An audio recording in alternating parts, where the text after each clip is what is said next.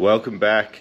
Last video you seen we absolutely destroyed the crank pulley on the dyno, and now it's time to fix it all. We've been doing a lot of ordering of parts, and they've all started to come in. We've actually got to duck down the road to the post office soon, collect a couple of parts that I wasn't home to be delivered, but I've done a little bit more work. I've got the front main seal off, also pulled the oil pump drive out. Not really a necessary thing you'd think, but I've got a bit of a plan, because as you see here, this is a broken one, so that would sit like that. And here we are, we've got a new one, the Ross one. I'll flip it over soon so you can see it. But the key here is, you can see there's a little rounded edge here. This one here appears when it's, you can't really tell if it's broken, but it looks like they've machined too much of a sharp edge down there, which is what's caused the metal to fatigue and break. Well, that's our best guess, talking to the bloody S13 expert Agus. But yeah, we've got the Ross pulley here, a lot better. I figure if I'm going to replace it, might as well put a decent unit on. And because we've got the oil pump spacer out, we've got another one.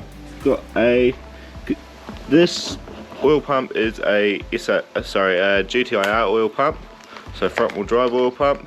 So they do have a bit of flow, but they've also got a bigger spacer here. So we've got a S13, S14 spacer, which is, probably shouldn't sit on a dirty surface, but bugger it, that's where we are, 5mm shorter. So that means when we look at the back of the Ross one, it's actually machined to allow for a bit of the spacer.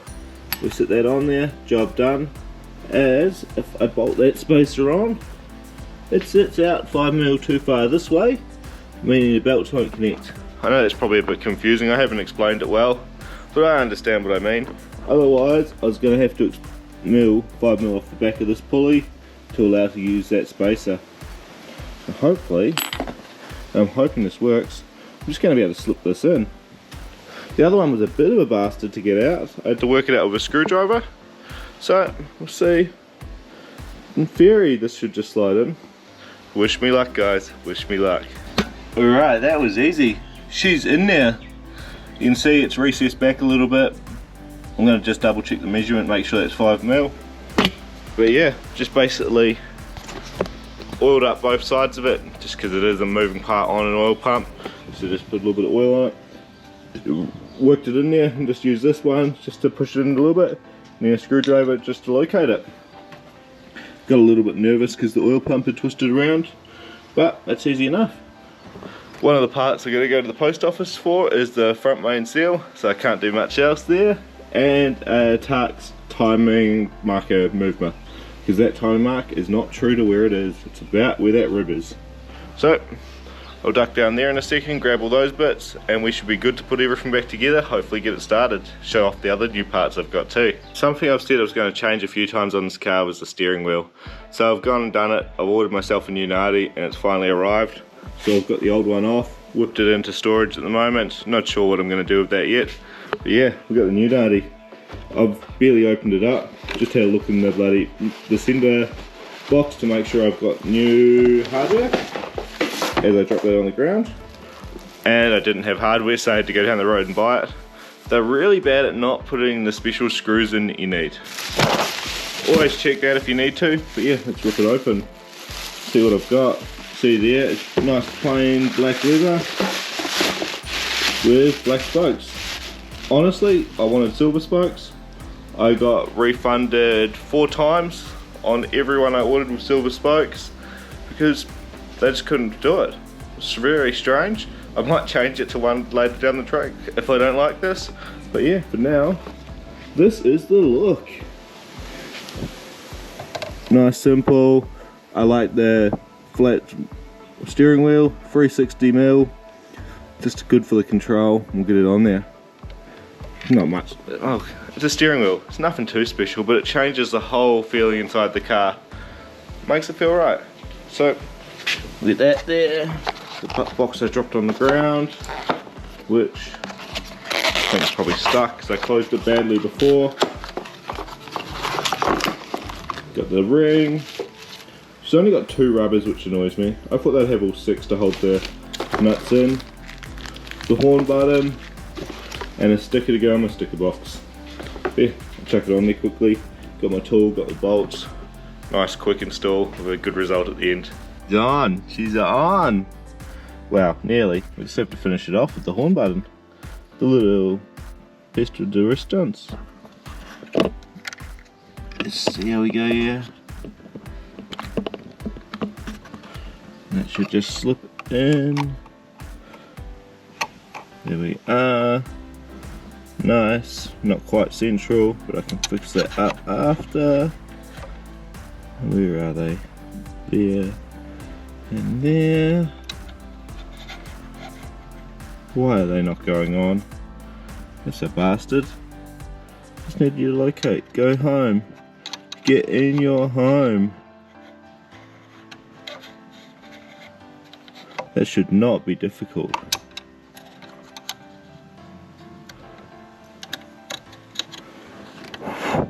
Literally putting something that fits in a hole easily in a hole. Oh, there we are. That was really hard. I don't know why that was so hard. We've got it. Sorry about the being in the garage and a bit of the light shining back, but yeah, we've got it. It's on there. Turn the car on. Make sure I don't crank, because hey, we're halfway through an oil pump job.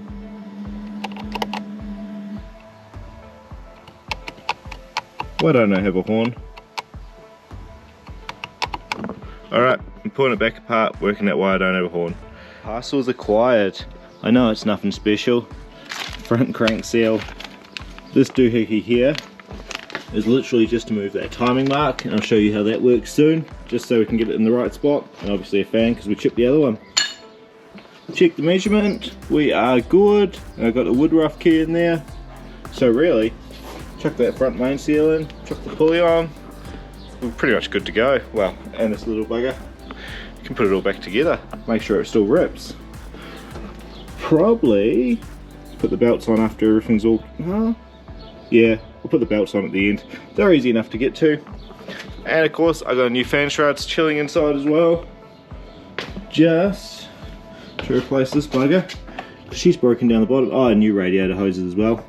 When I put the new one on, need to drill a couple of holes for the reservoir. Nothing too special there. It's a shame that I had to replace the fan, because literally just that. Oh, you can see it's where it scuffed past that one. So I only hit 2 blades, which isn't bad. So lucky with this incident that it happened going downwards.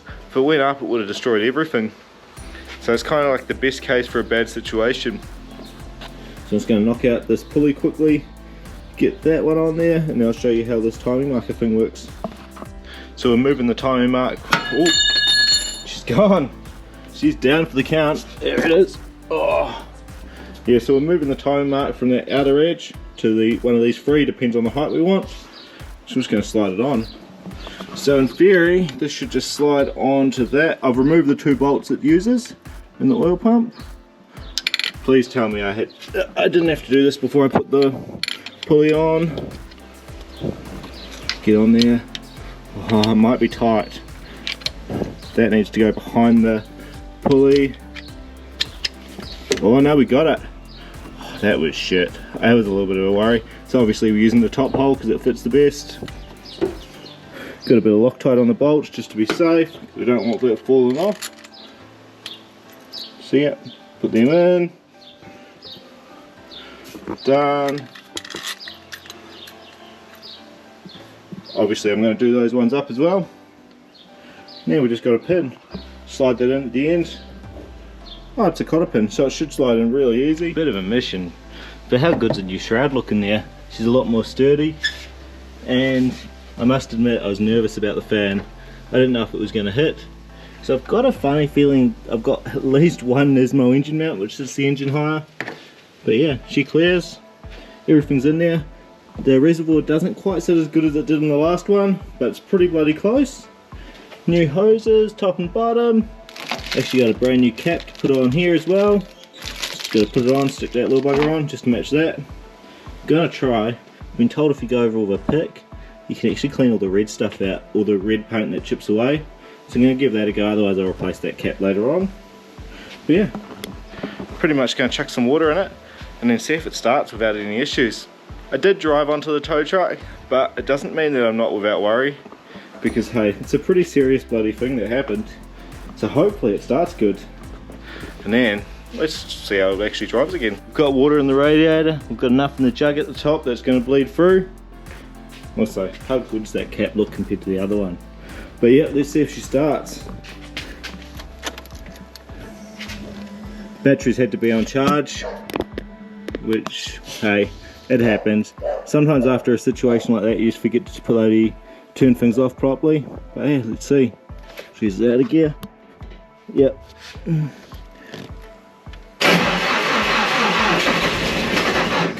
Battery's still a bit dead, but should be right. Let's give it one more go.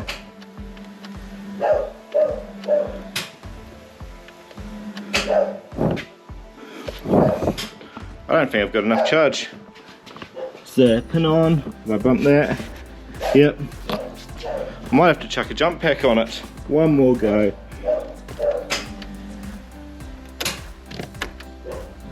Yeah, it doesn't sound like we got enough bloody battery to start her up. Damn it, this fuse was blowing, but new one in there. Let's try again.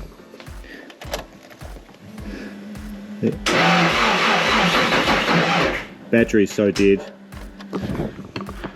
Battery's so dead, I literally heard that fuse pop. So, what do I do? What do I do? Put another one in there, or just bypass it? I'm just going to bypass that fuse just to get it started. Just due to the battery voltage being so low, it's pushing the current up that little bit more, blowing the fuse. So I'm going to bypass that for now, get it started, then I'll put a good fuse in there. Take 3, let's see what happens. I might have to actually give it some gas. The battery voltage is so bloody low, and the one I'm jumping it from, it's not helping.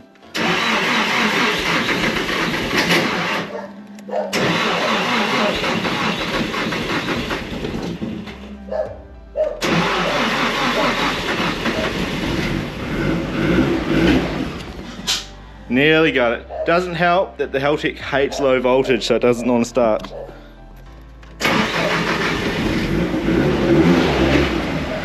There we have it. She's running. She sounds pretty smooth. But yeah, if you ever have a Haltech and your battery dies, they hate it. Like even now it's pumping around a bit just as the battery voltage jumps up. But I'll get in there, I'll sit on the throttle for a bit, just build those revs up, get the battery charging. What a battle. But yeah, it sounds like it's running pretty smooth, which is a win. Because hey, you never know after some shit happens like that with the pulley. I'll get this battery sorted, take it for a bit of a bust. End of the day, we did get a bit of a power run done on the dyno. So I made 215 kilowatts on 11 pound, running real rich. So it should be okay for a little bit. Just got to make sure it's bloody, there's no water leaks, no oil leaks, and there's no other damage, which there doesn't seem to be. So far, it's looking good. I'm a happy boy. She's running good now. Just working through, burping out all the coolants. Takes a while with an SR. These bloody thermostats, unless you've got a hole drilled in them, they just don't like to play ball. And I don't have a hole. So it's going to take ages. So just on off, on off. But yeah, we're getting there. Went for my secret supply, got myself a new cap. Because the other one just didn't really want to tidy up. Where is he? I started working at it with the pick, but that'll go on there instead. This one can go in storage, I'll work on it later. One job I really need to do. This is something I've been putting off. I figured why not? Get into it, I'll probably knock it out later. The battery tray. We've got this Raceworks bugger here. So it'll mount over there. A nice billet stand. Got the top of it that sits over that way, over top of the battery. Yeah, move the battery up there. I made all my power cords long enough. I was actually waiting on this for a while, I was on back order and now I've had it for a bit. I just haven't done it. So we'll get that in there. If you want to buy your own, jump over to Long Boost, use my code Logans, get 5% off one. Pretty good deal. But yeah, we'll get that in there. It should be alright there. I'll just drill some holes, couple of nutserts, boom, done. I need to redo the ground. That's a bit bloody horrendous. chances are I'll move it and I'll do the ground later, because I don't know where I'm going to put the ground yet. That's just done. Can't be bothered at the moment. You ever have those days where you feel like cars are just beating you, or just got no motivation? Because that's me right now. Just want to enjoy them. Get out there, fresh the bloody thing, and have some fun. A couple of test drives later, I'm starting to feel confident in the car again. She's running good, sounds good, a little bit ticky from the head and the injectors, but that's normal enough. But yeah, I've given a few drives, no oil leaks, so I'm happy as. Doesn't seem like there was any other problems caused. Even got that battery mounted. Honestly, it's going to get changed around a bit still. I'll change it so the terminals are on the other side, and that way I can tidy up all these power leads. Still got to build a new earth. Like I said, I wasn't going to do that quick, but it moved it from the dicky spot it was to a nice safe spot. The boot actually needs a lot of love, but for now that's okay, it does the job. Everything is good. A little fuse box there, might just tighten that up so it doesn't wobble around. But yeah, everything's good, just letting it warm up. Go visit the boys down at Calder today, see how they go.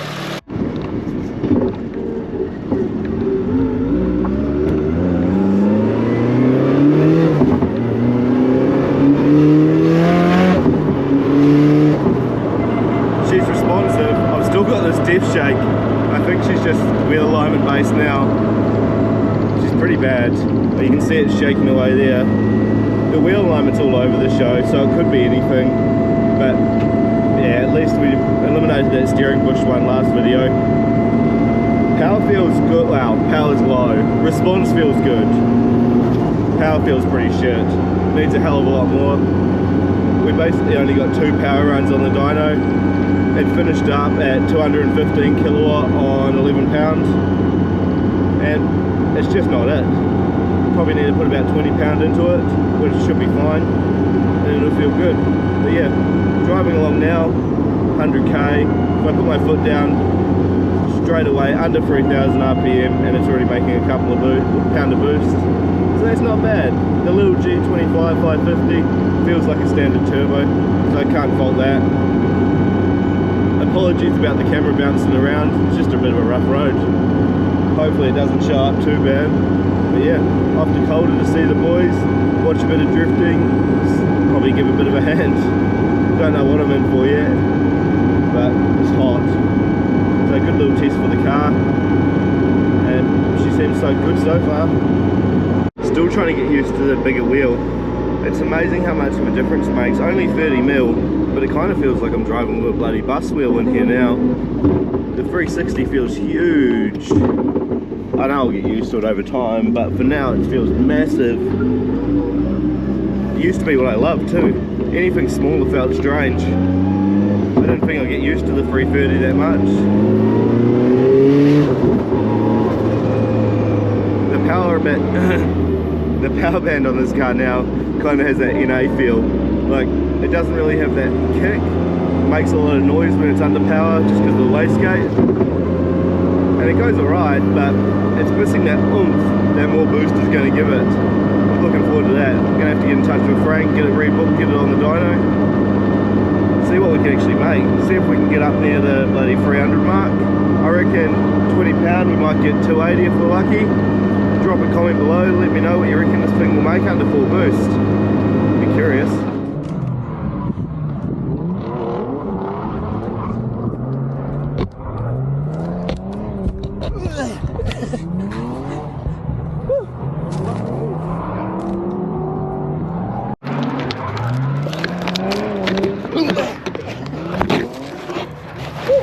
Fuck me.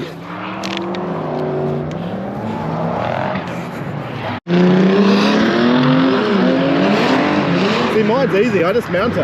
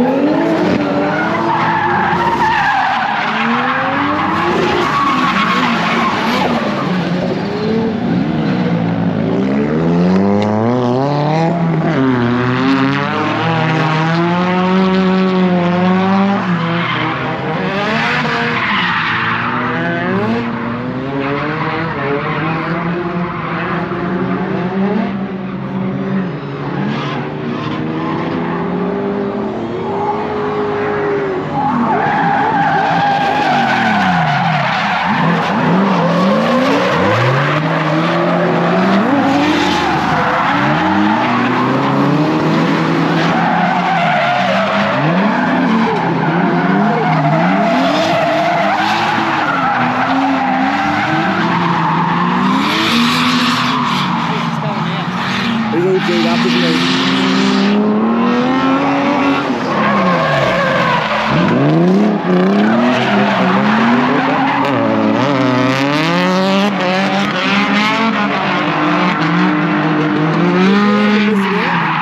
You feel like you should be driving?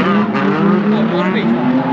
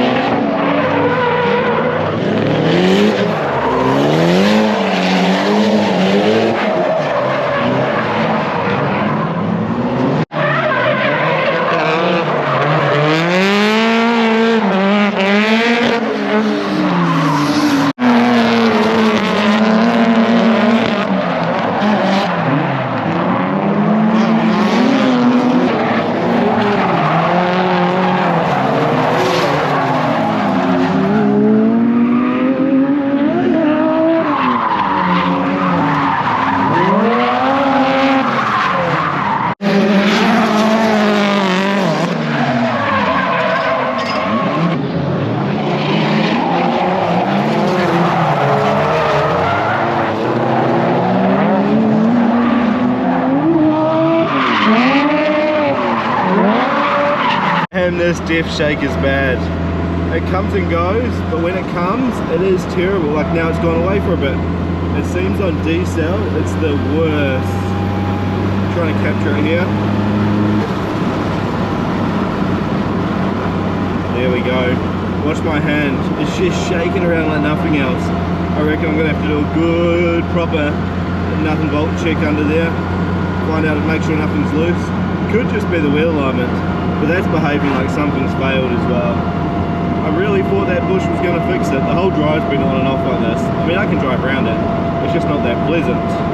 Anyway, that's me done for the day. I hope you guys enjoyed this one.